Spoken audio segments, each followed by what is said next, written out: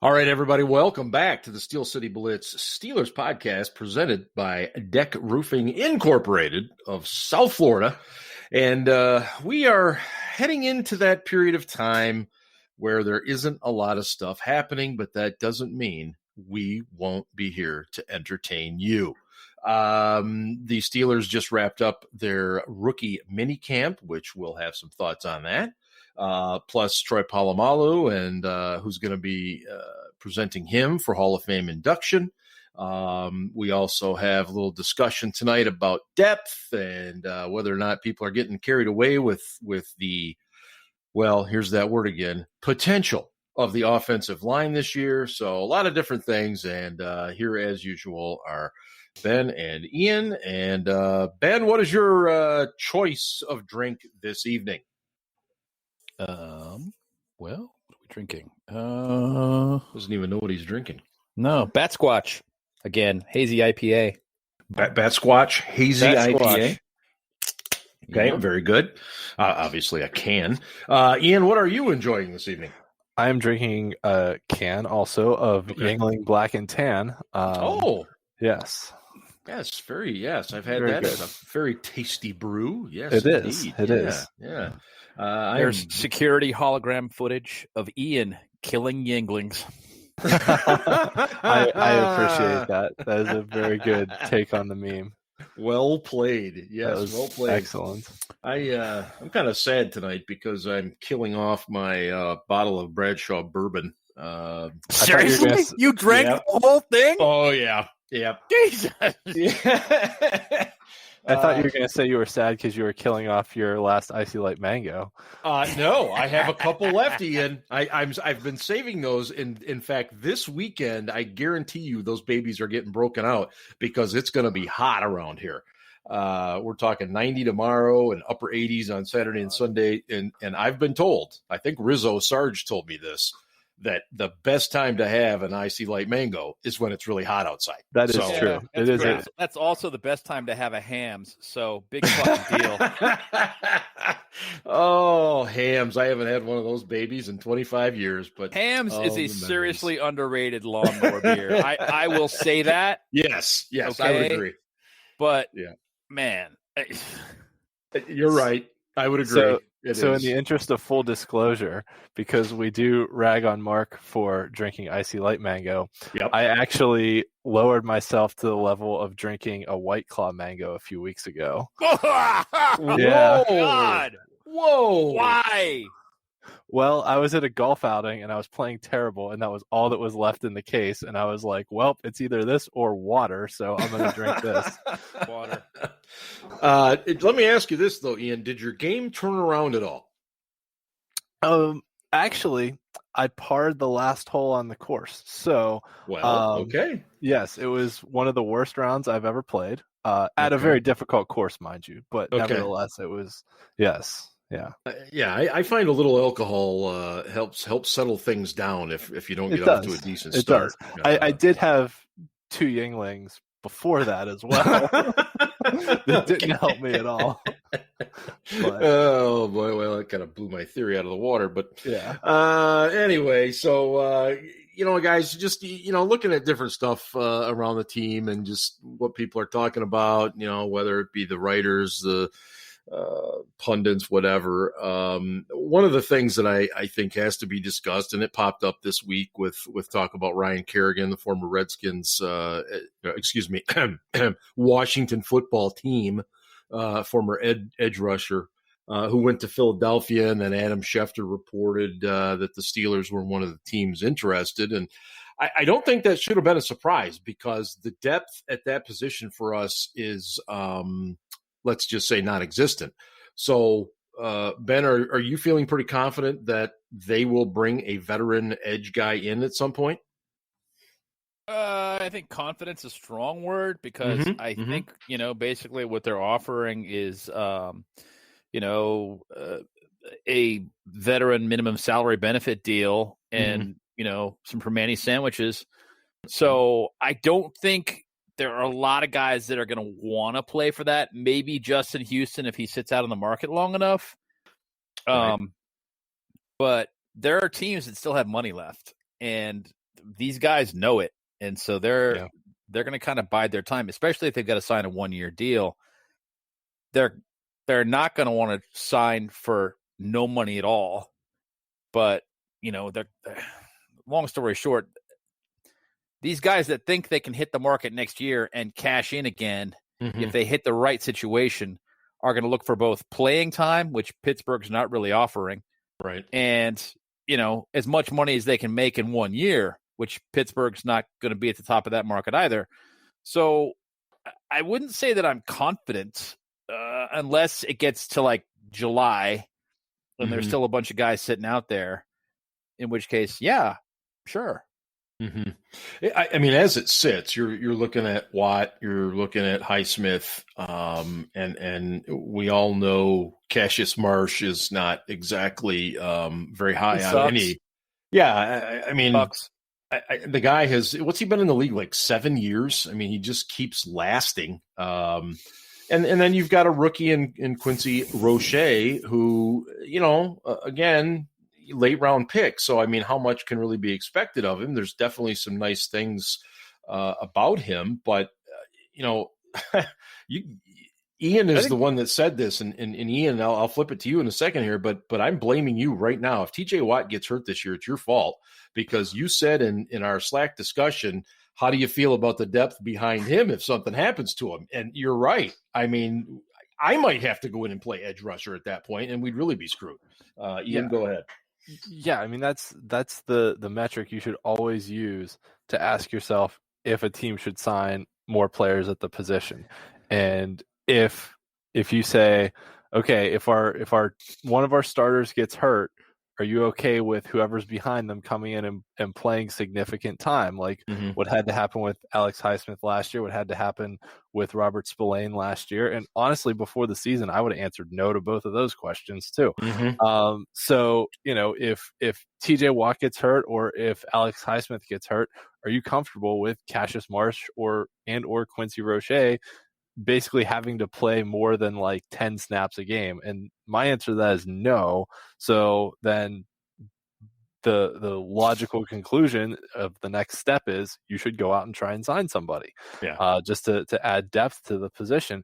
I agree with everything Ben said. The other sort of hard thing is that whoever they go out and sign, most of the guys left on the market are over 30 years old and probably aren't going to want to play special teams, but you need those depth guys to play special teams. So you're either going to put Alex Highsmith out there, who's your starter, as a special teamer, which basically he was a good special teamer for us last year, but now as a starter, that's just more opportunities for him to get hurt. And that increases your risk of also needing your depth guys more. So, you ask how has Cassius Marsh stayed around so long? Maybe because he's willing to play special teams. I don't know. He stinks flat out. He's awful. I'd rather see Quincy Roche in there and take my chances than see Cassius Marsh in there. Well, your point. I'd like to see Roche. I'd like to see Roche put on a few pounds. He's going to have to. Oh yeah, he has to. I don't see Roche. Honestly, don't see him even probably today being any worse at setting the edge than Marsh is. But this is a guy who I think has potential to play significant minutes at some point. And in order to do that, he's going to have to bulk up a little bit and set the edge better. Yeah, that was his. If you watch him on tape, to me, that was his glaring weakness, in the inconsistency with being able to set the edge. Good pass rusher, good motor. I mean, a lot of good things.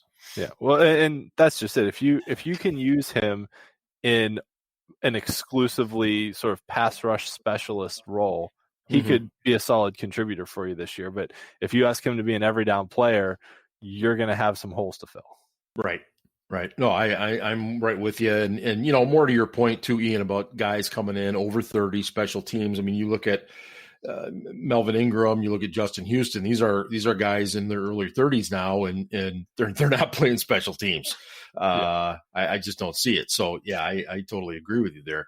If they do play, they're not playing it well. That too. How much are they really putting into it at this point in their careers? So, Yeah, I think they've definitely got to address it. And I mean, obviously, in the perfect world situation, Roche puts on a little bit of pound or a little bit of weight this summer and comes in and just excels beyond anybody's imagination. And great, they got a guy, but you still really need that other guy too. We also were talking about our concerns for depth at inside linebacker because Devin Bush is coming back off the ACL. Vince Williams is back, Robert Spillane, and we have a rookie in Buddy Johnson. And there's a lot of things to like about Buddy Johnson, but until we see him in some NFL action, I don't know. So what do you anticipate happening there, Ben? I don't see them signing anyone, and we have a whole bunch of guys that play the run well, but aren't coverage linebackers. Right. I mean, I guess Marcus Allen is okay in coverage, but that's all he can do. Mm-hmm. He's not really a linebacker. He's not really a safety. He's not really good at playing dimebacker, in my opinion. He's okay. He's not anything to write home about, would be the way I would describe him. Right. Devin Bush is your only solid all-around backer, and if he goes down, we're going to be in the same position we were in last year, which, frankly, was not good. Not good. So, they've got pieces there. They're going to develop in Spillane and in Johnson. They got Vince Williams, who's, been a solid contributor for years. And granted, he's a 2-down backer now, but, he's been a guy who's been around and knows the signals, knows the defense, is a good leader, is a good Steeler. He'll be there for a while, at least for this season anyway. And then Bush, and that's, some other guys. They have Ulysses Gilbert, who is made of glass. Yes. Yeah. I mean, he's just that's not a guy I want to count on at this point. Yeah. No. He just can't manage to stay healthy. I question whether or not he's even going to make the team. With them drafting Johnson, I don't think so. And the other thing to remember, too, don't forget they signed Miles Killebrew, who they have him listed as a safety, but, I mean, he looks more like a dimebacker to me. That's right. Yeah. He could play dimebacker. I did forget about that. So, yeah, that could be competition for Marcus Allen. He certainly is going to be a core special teams player. He's been one his entire career. Yeah, they're very pissed off here in Michigan. They loved him on special teams for the Lions. So they didn't like seeing him go. But, that'll be his primary Western focus. Pennsylvania, actually Pennsylvania in general kind of excels at pissing off Michigan. So there's a lot of truth to that. I'm not going to lie.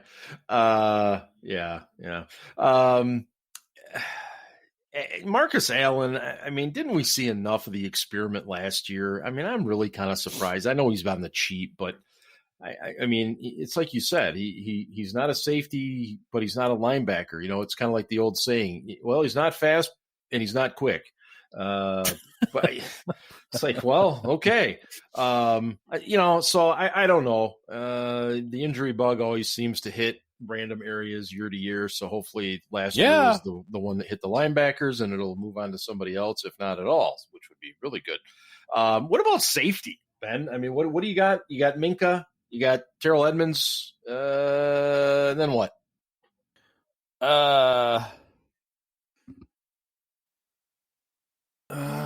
got Trey, what's his name? Well, you got the rookie, Trey Norwood. Norwood, rather. Norwood is, not a great safety, but I think he's a guy that could grow into the role and become a player. Marcus Allen again. It would be nice to have Sean Davis back because he knew the defense real well. Right. But, I mean, Sean Davis was not going to be a great player. I mean, he pretty much had shown you everything that he was. You get Arthur Millette. Yeah, that's an interesting signing. Yeah, he is. And he is going to be a guy that they're going to play him at safety, but he's played strong safety and nickel in his career. So he's a kind of a weird, dude. Weird mix. But he's done both. So I mean, if he can perform, he'll make a contribution. Antoine Brooks, maybe, maybe he makes the jump. Good things were said about him last year. They said they liked him. They wanted to see what he could do. I see him more as a linebacker. He's a bigger safety. Yeah, he's he thicker. is. And that's it's not great. Safety depth is not outstanding. I'm kind of moderately surprised that they did not exercise Edmonds' fifth-year option.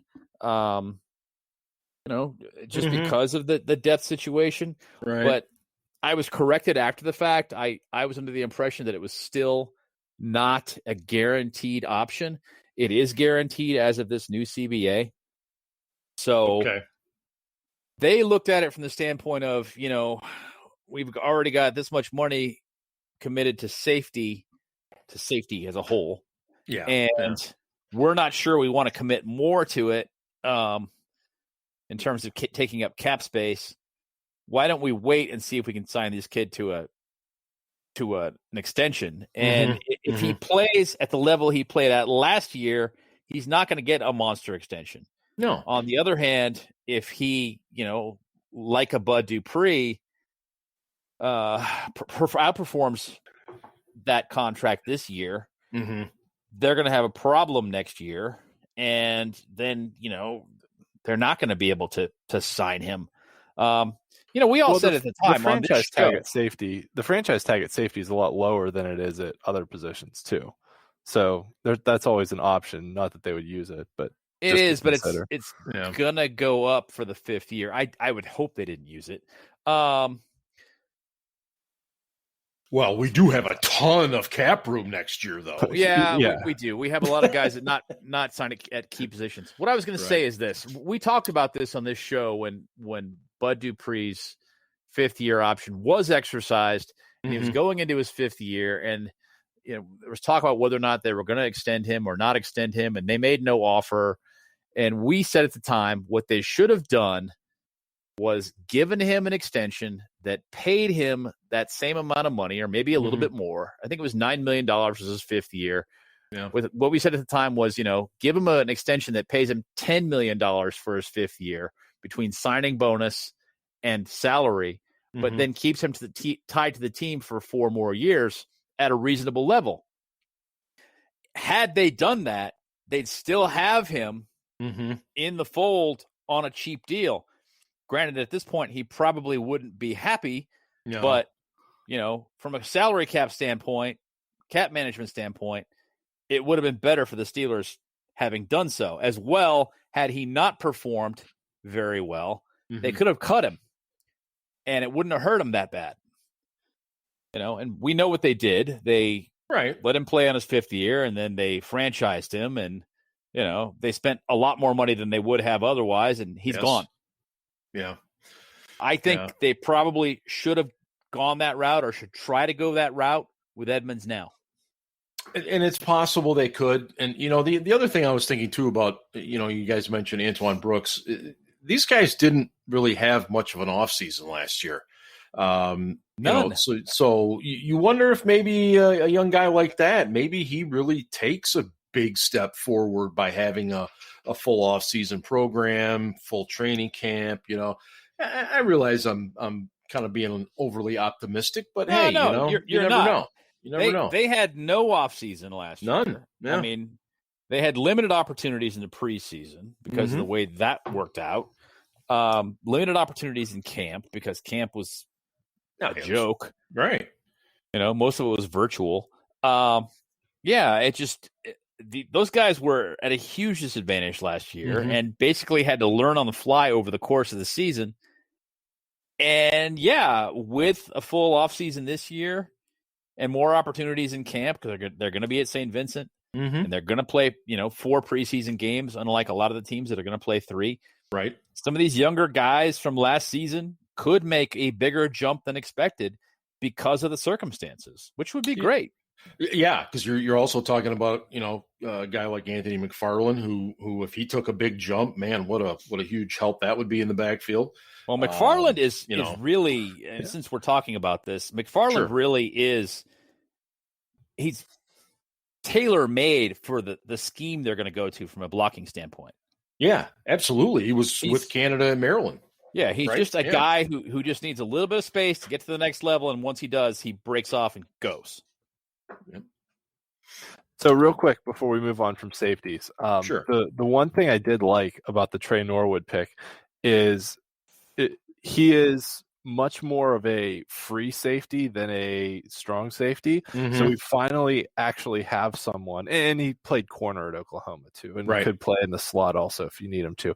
But Minka can play in the slot too. So my point though overall is that we finally have someone that can naturally back up that free safety center fielder position rather than in previous years where it seemed like we were trying to build an entire secondary out of strong safeties where I mean, there was a time that year we drafted Edmonds and Marcus Allen and signed Morgan Burnett in the same year. I'm like, these are all the same type of player. Like, like that old Jerry Seinfeld joke about, if the black box is the only thing that survives a plane crash, why don't you build the whole plane out of the black box? Like, we were trying to build the whole defense out of strong safeties. Like, at some point you need a guy who's a little bit rangier and not as physical, but can go find the ball. And Norwood was what led the Big 12 in interceptions, was second in the Big 12 in interceptions. He led the Big 12. Yeah. He had 5. Yeah, he knows how to go find the ball and is more of a natural backup at that free safety position. Yeah. So now you can actually have guys like more in their natural positions. Edmonds is strong, Minka at free, Killebrew is either strong or dime backer. And I mean, maybe if Norwood was a 7th round pick, so I'm expecting basically special teams out of him this year.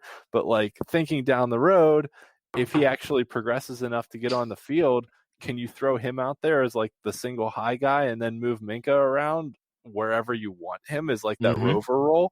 I mean, that it gives you options to have a guy who can actually do that. And the other thing I'll say is they signed a couple undrafted free agents, namely Shakur Brown and Mark Gilbert, the two guys, Brown from Michigan State and Gilbert from Duke, who can definitely compete for that slot corner role. So I know we didn't draft a slot corner specifically, and it was kind of the biggest need.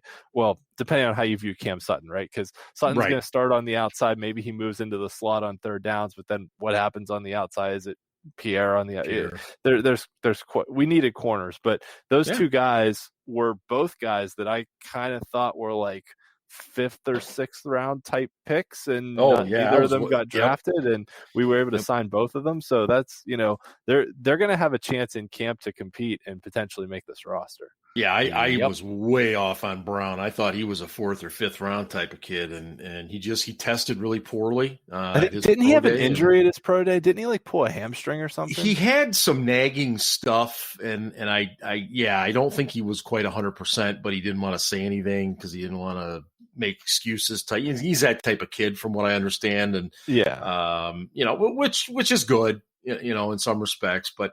Hey, if he turns out to be something, then my goodness, what a great signing for the Steelers. Just a reminder, you're listening to the Steel City Blitz Steelers Podcast, presented by DEK Roofing Incorporated of South Florida, serving Broward and Southern Palm Beach counties. Whether it's commercial, residential, multifamily, or condos, contact DEK Roofing today by visiting dekroofing.com. Ben, you said something in the chat today that I literally fell out of my chair. You said that, I'd have to pull up the exact comment, but you almost sounded content with the depth at the tight end position. Did I read that correctly? The first 2 spots are a couple of guys that are, in my mind, exceedingly talented. Either one of them could start. I think Freiermuth could start in the NFL this year if he needed to. He's not going to. Right. But he could.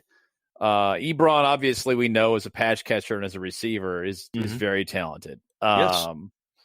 Freiermuth is kind of a more of an all-around guy who can block, catch, break tackles, do all the dirty work you need done. Yeah. Get that catch on 3rd and 6 and give you 7 or 8. Move the chains, kind of a tight end. So those two guys, yeah, I'm happy. Zach Gentry, as we've talked about a number of times, he sucks. I feel like 2 years invested in that 5th round pick is long enough. They should just go ahead and cut him. Kevin Rader is not great, but he can block and he can do little things for you. And he's got decent hands. I think, he's probably not going to give you a lot, but as a 3rd tight end, that's okay. I can live with it. And if he pushes Zach Gentry off of the roster, so much the better from my standpoint. So yeah, the tight end position is pretty decent, but the comment I was making really was about pass catchers. And I was referring to the wide receiver and tight end group as a whole. Yes. A skill position. You've got guys at wide receiver where you've got an incredible amount of depth and talent.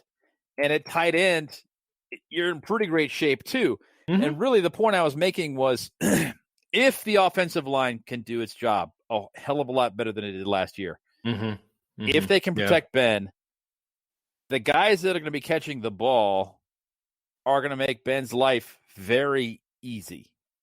Yeah. And that really was my point. Yeah. That is the optimistic outlook on this offense is that Ben doesn't have to be very good. Ben was pretty damn good last year, in my opinion, except for his deep ball. Right. He got tired at the end of the season. His arm was dead, in my opinion, for that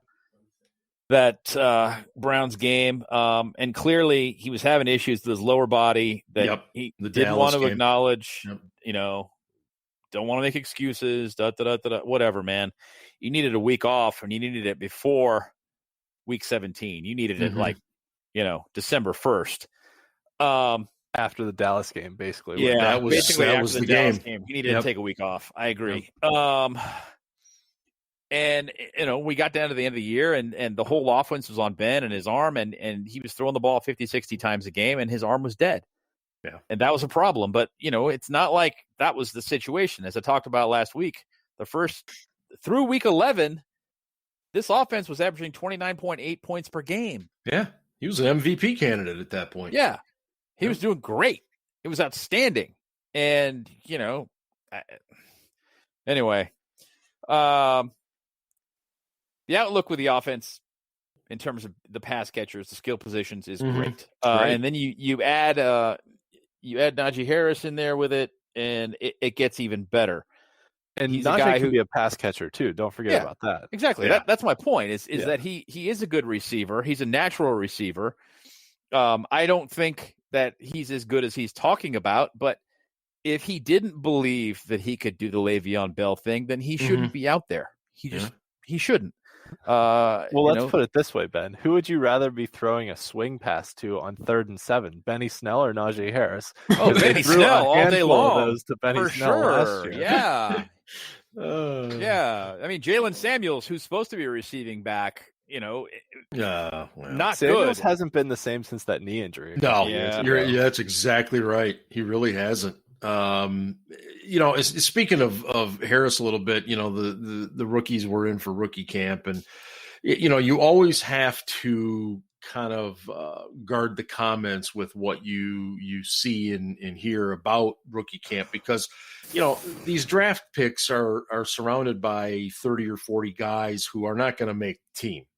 So when you see a Najee Harris on the field with these guys, he's going to look pretty damn good compared to them. But that said, it was very interesting to see some of the comments from some of the beat writers, at his size, how tall and how much leaner he was than they thought he would be, and how well he did catch the ball. So, those are the types of things you want to hear. But overall, rookie minicamp, you're not going to get much out of it. It's not like they're putting hands in the dirt and going after each other or anything like that. I mean, this is learning playbook stuff and agilities and that type of thing too. So I don't put a whole ton of faith in that per se. No, Ian, go ahead. Broader point too. I've said Sure. this before on this show, and I'll just remind people again. Between the draft and the start of training camp, the only news that can happen about your team is bad news. Either someone gets hurt, someone gets arrested, the only major news that will happen is bad news. All the major free agents are signed. I mean, you might sign a depth guy that comes in and helps you, but it's not going to be someone to get super excited about. So the only major news that can happen is bad news. So really, no news is good news because it means nobody did anything stupid or nobody got hurt. I mean, and talking about rookie minicamp, who was the kid from the Jaguars? Was a defensive end, ripped up his ACL in minicamp. Oh, jeez. Dante Fowler. They picked him like 3rd overall. I think. Yep. And that was the year we took Bud Dupree. I think Fowler was the first edge off the board. They took him number 3 overall. Yes, you're right. He ripped up his knee in minicamp, like going against a coach or something, wasn't it? It was bad. Very minor. Yeah. Yeah. So yeah, the only major news is bad news this time of year. So no news is actually good news. Yeah. No, you're right, and especially in July. You guys were talking about Roethlisberger and how he really could have used a day off after that Dallas game. Let's say week off. Yeah. There has been a little bit of talk now that they're going with the 17th game, not an extra bye, still staying with the first, that could the NFL see something like the NBA has done in terms of this load management? Do you see a scenario where the Steelers would ever sit a player or two for a game just in terms of load management? Yes.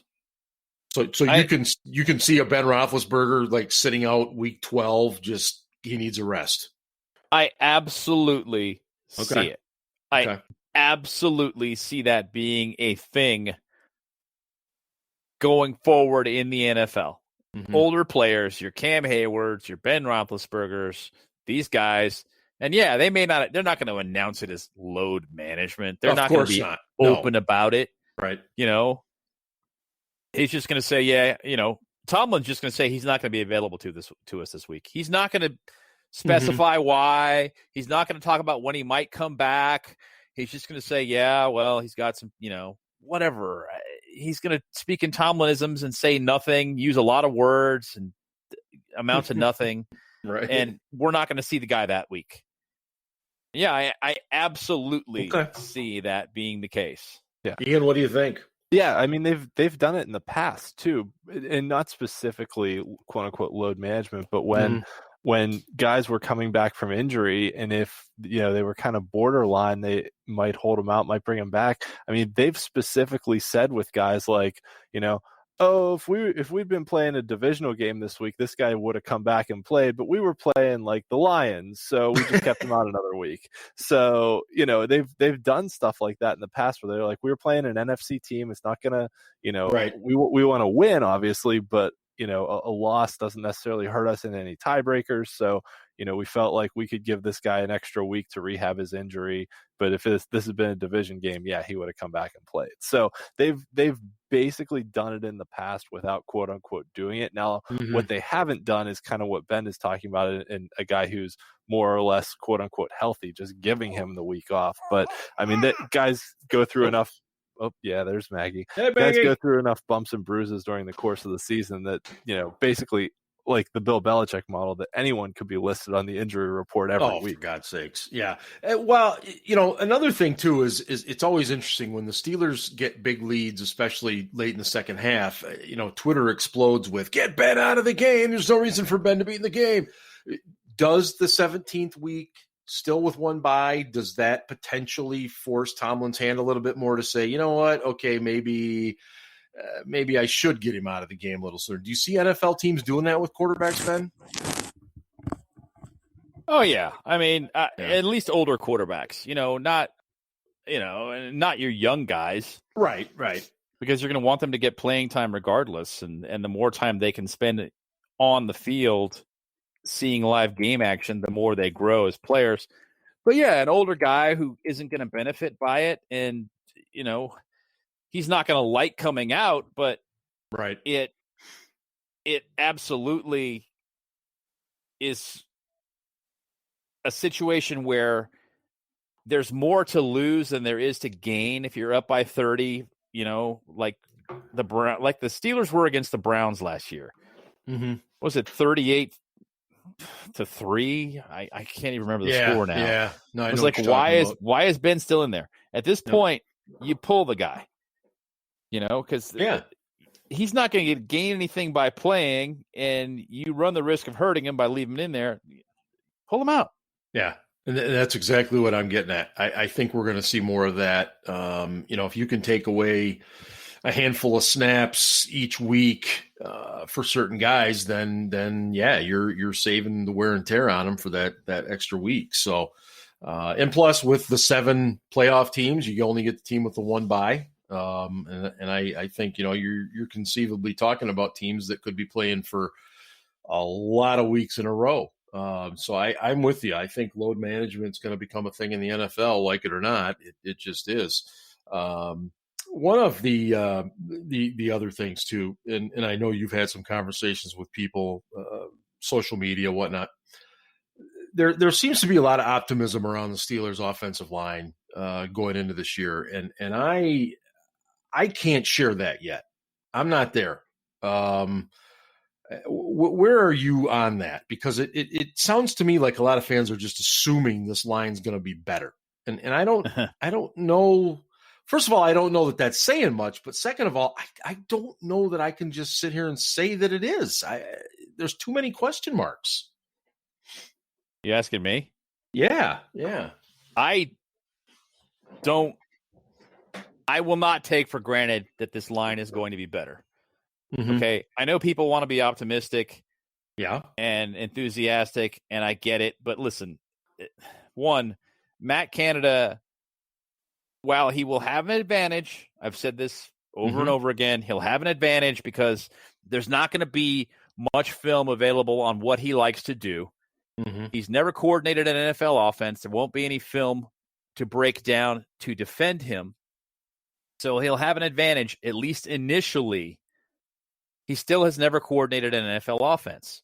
He's never called plays in the NFL. He doesn't know how to counter NFL defensive coordinators.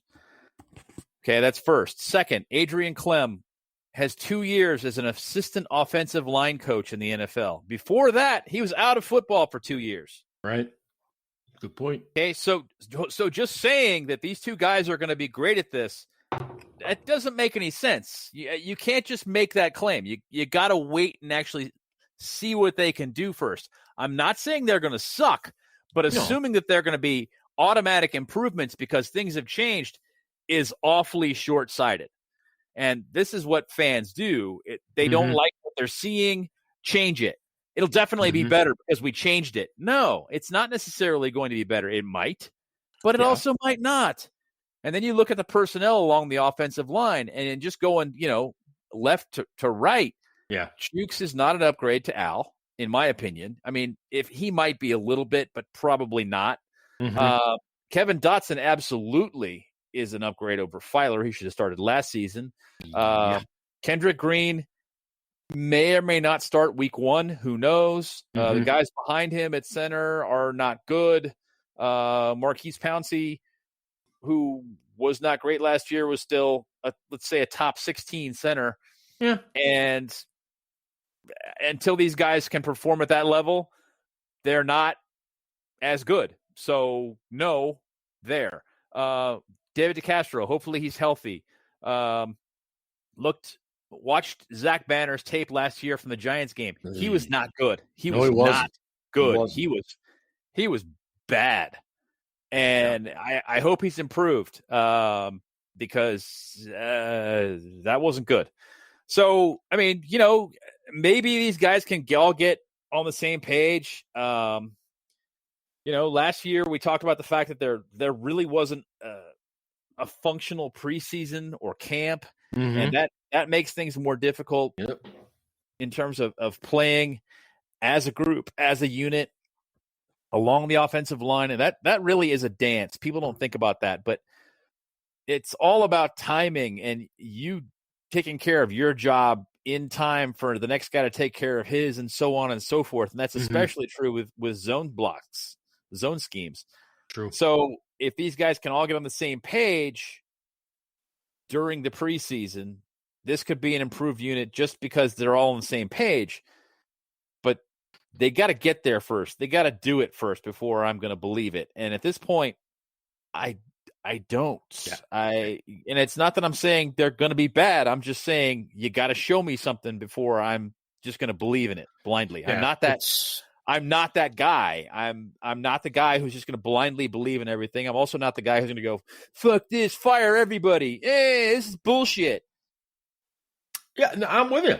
Show me what you got. I'm not just going to throw out superlatives. I'm not going to throw out declarations of what I think they'll be. I think you just got to let them play and see what happens first. I'll speculate, but based upon what I've seen so far, there's not a lot that leads me to believe this is automatically going to be a slam dunk improvement.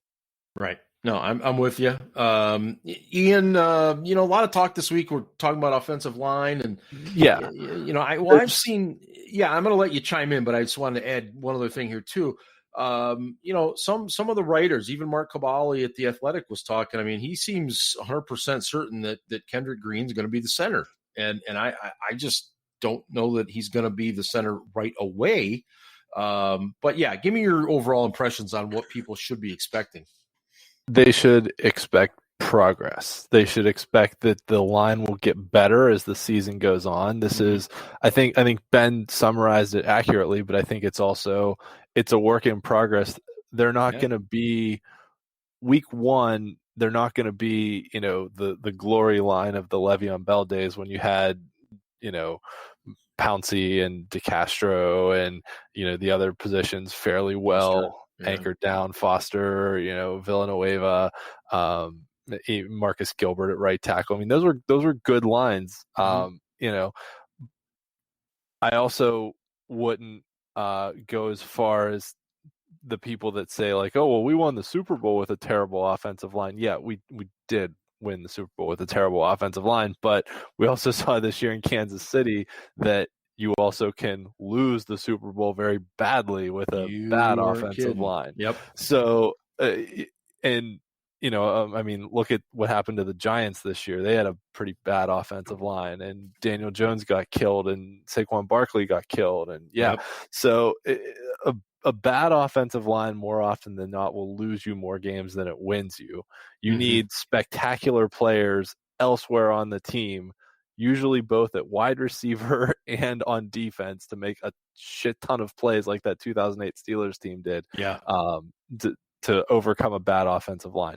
That said, this is a very young group for the most part, with the exception of DeCastro. Right. It's a young group, and they added some younger depth too with both Green and Dan Moore. And I'm not really expecting Dan Moore to start this year, but I think Dan Moore has more of a prototypical left tackle frame and background than Banner does, certainly, and I'm not real comfortable with Chooks after the way he played last year. He regressed during the year. He was better earlier and seemed to get worse as the season went on. So yeah, I think I'm not saying I'd start Dan Moore week one, but no. If somebody struggles, do you plug them in and see what happens? I mean, it's a work in progress. Basically, it's going to take time. They're not going to be the finished product in September that we hope to see by the time we get to December. And you just hope that the players are able to make that progress as the season goes on. Yeah, I think that's a good way to put it. Yeah, I'm with you. A few other items to cover here tonight. Troy Polamalu, of course, just him going into the Hall of Fame this summer is going to pack Canton with terrible towels. But he announced that Dick LeBeau is going to be presenting him. I mean, I can't think of a better person, Ben, to do that. I mean, these two guys are just they were kind of made for each other in terms of their thinking defensively, ability to work with each other and stuff. I mean, is this one of those Steeler induction moments that you're maybe looking forward to more than any other? I guess. I mean, listening to Coach LeBeau speak is always kind of cool, honestly. It is. He's just one of those people that, he's inspiring to begin with. He's super likable. I can't think of a more fitting presenter for Troy Polamalu than Coach LeBeau. So, yeah, it's going to be cool. I don't get that excited about Hall of Fame induction, to be honest. I mean, right. When they get voted in, I'm like, yeah, great, good, that's good. Sure. And then it's kind of over with for me. I think that Hall of Fame speeches are a little boring, frequently self-serving, and usually not good. And this is going to be an extra large ceremony because they have 2 years plus all of the guys going in for the Centennial class. So it's going to be like, I bet when they're, what is it? Is it 20, 22 guys going in? It's going to be like the worst graduation you've ever been to. Well, I mean, it's that many speeches is my point. It's just going to be, I mean, they can break it up into 3 days if they want, but it's still going to be tough. So, this will probably be, I mean, usually I watch some of it, and if there are Steelers being inducted, I watch that part of it, obviously. Exactly. But I don't know how much of it this year. I want to listen to Donnie Shell speak, to be perfectly honest. Yeah, I'm with you. I'm going to listen to Coach LeBeau speak and Troy speak, and all that's going to happen. But I'm not like pumped about it. Yeah, no, I get it. I just, for me personally, and I'm the same way. I don't. The Hall of Fame inductions is not must-see TV. I try to tune in when the Steelers are up, when guys are going in, like you said, and I just think it's a neat relationship that LeBeau and Troy have, and both Hall of Fame players, and just learning so much from LeBeau and as his coach and everything else. I think it's a great story. Ian, anything to add on that? I was thinking back to the podcast interview we did with Ike Taylor and how much he talked about how big of an influence it's true DEK LeBeau was on all those guys. And if you have a chance, listeners, to go back and listen to that interview with Ike, that was a really good and fun interview that we did. It was. DEK LeBeau is the perfect guy to induct Troy into the Hall of Fame. The other thing I'll say is that occasionally these Hall of Fame speeches do yield a really good quote that can kind of last for a long time. Yeah, that's true. The one that I think of is from Joe Green's speech that they play at Heinz Field all the time, where he said, in Pittsburgh, if you're not at the stadium at 1:00 on Sunday, you're in the wrong place. And they play that before every game at Heinz Field. You do. It's pretty cool. So, Troy's a very cerebral person. He's a very philosophical person. He's a very spiritual person. So, I think we might get a pretty good speech out of Troy. He's always been a very humble person too. So he's never been, super self-serving. No, right. So I think we might get something good out of him. Yeah, you just, and Bill Cowher too. Coach Cowher's going in. Who's Art Rooney too is presenting him, right? Art is, yeah. Yeah, I think I saw that. And honestly, if Dan was still alive, he probably would have asked him. Absolutely. But he wanted somebody from the Rooney family to represent him, and I think it's pretty cool. Yeah, I do too. I think it's neat how they do things, and is it long? Yeah, it sure as hell can be long. And if you're the inductee, you don't care. You're going into the Pro Football Hall of Fame, right? And you're don't care. Whatever. I don't give a shit. You guys can listen or not. I'm going to go up here and I'm going to talk. I'm going to talk and talk and talk, and I'm going to talk some more. It's going to be great. Yeah. Before we wrap things up, I saw the Steelers had an interesting thing on Twitter. They were asking fans, what number was your very first Steelers jersey? And I think I saw the replies from you guys. Ben, was yours Franco Harris? It was. Franco Harris. I Yes. did not get an Army helmet, unfortunately, with Oh, my jersey. Oh, God. Franco's Italian Army. That would have been so cool. I think my parents knew that was a thing. Yeah. And Ian, what was yours? So my mom made me a sweatshirt with iron-on numbers for Louis Lips because he was my favorite player. Louis Lips. You could not find a Louis Lips jersey anywhere, so she made that for me. And my first actual jersey, I had a Jerome Bettis jersey and I had a Levon Kirkland jersey. I don't remember which one I had first. I know I had both of them. So it's one of those two. Yeah, it's a similar era of time, but that was really when like buying jerseys started to become a thing. Like, late 90s, early 2000s. Before that, like having jerseys was, kind of a rarity. It was. Or having a big collection of them, I guess. People may have one or so, but everybody had a Slash jersey in the mid 90s, and that's true. I had a Greg Lloyd. And I saw plenty of Woodsons, and there weren't that many Kevin Greens, but as it turned out, Kevin Green was pretty damn good. Yeah. And then, Levon Kirkland, he kind of didn't suck. I mean, let's be frank. The guy was pretty damn good. Ben, you can probably relate to this. I mean, you as a kid, you probably remember getting the J.C. Penney catalog, right? I remember it. Vaguely. Yeah. Ian, I'm sure you do too. I mean, whenever we would get the fall-winter one, I would immediately flip through the 3,000 pages just to find the page with the NFL jerseys. Yeah. And that's where I got my very first one. My Terry Bradshaw jersey was right out of the JCPenney catalog. And I'm sure some of our older listeners can relate to that. Here's the real question, Mark. Yeah. Did you buy your kids the complete little Hutch set with the plastic helmet that could get you killed if you ever actually tried to wear it in contact, and the jersey and the pants? I did not. But funny story about the little Hutch uniforms, though.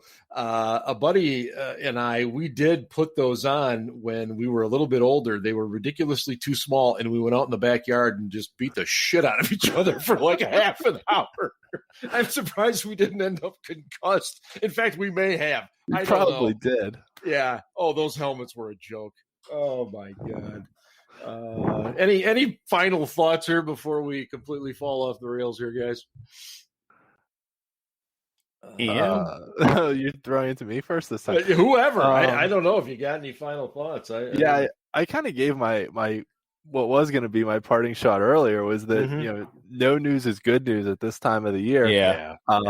And go Pens. They won a really close, exciting game tonight against the Islanders, and took years off my life watching that game. But man, I football's my first love. I will always love football, but there is nothing like playoff hockey. Same. Just the I agree. Of especially overtime playoff hockey. There's nothing in sports that compares to that. Yeah, I agree. Full on edge of your seat thing. Yeah, just the annual reminder that football and shorts and helmets means nothing.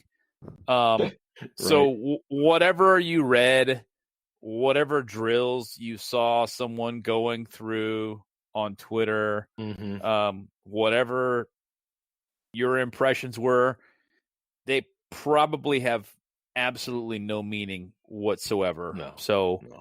I know that, Joe Blow on Twitter said that was a really good rep that somebody went through on some drill that was videoed.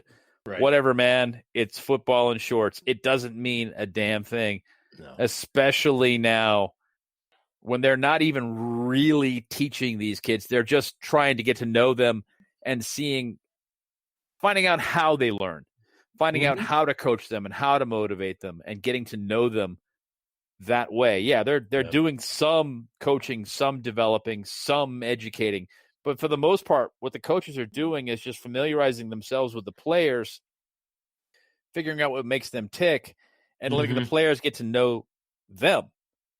Yeah. And, don't take it too seriously yet. Wait, let them do something before you decide they're going to be good or they're going to be bad. Yeah, I think it's a great point. We forget that many times the rookie minicamp is really the first time that these coaches will get an opportunity to see these kids in action, if you want to call it that. Like you said, running around with helmets and PJs on. So, yeah, very good point. And Ben will be gone next week, so we'll see if Mary Poppins, the wonderful Ellie, can drop by. And Poppins. Mary Poppins. Yeah, what would? Yeah, by the way, she's in. She just responded like she did. Okay. Yeah. Well, yeah. what she put something out on social media this week that caught me a little off guard. She has like a new hobby or something. Did you guys see this? What, she's knitting or something? Something like that. And it really? totally I seriously was just taking a shot it's at the dark. It's not knitting, but it's like a hobby. And I thought immediately, okay, next time she's on the show, we got to ask her about it. Like peanut butter whiskey? Oh, for God's sake! No, seriously, does it have to do with peanut butter whiskey? I don't think so, because we never really did sit her down and go, "Okay, Ellie, what's up with this?" That is true. Yeah, there has to be some words exchanged there. No, I think she's like sketching or drawing or something. Oh, that's cool. Yeah, and I'm real curious to hear the background on that. So, I didn't know she did anything creative. That's kind of cool. Yeah, I mean, hey, even the British folks can do things creative once in a while. What do you know? I know, but it's unusual for the Brits to do anything. Oh, very creative. much so. I agree. Very much so. Yeah. All they have is sarcasm and dry. Yeah, just bitter, angry. That's Ellie. They do have Benny Hill. They do have Benny Hill. That's true. As anyone our age would clearly remember. Yeah. Oh, God. All right, I'm completely off the rails here. You are. For Ian and Ben, this is Steel Dad signing off on the Steel City Blitz Steelers podcast, presented by DEK Roofing Incorporated of South Florida. And hey, go Steelers. Ravens suck.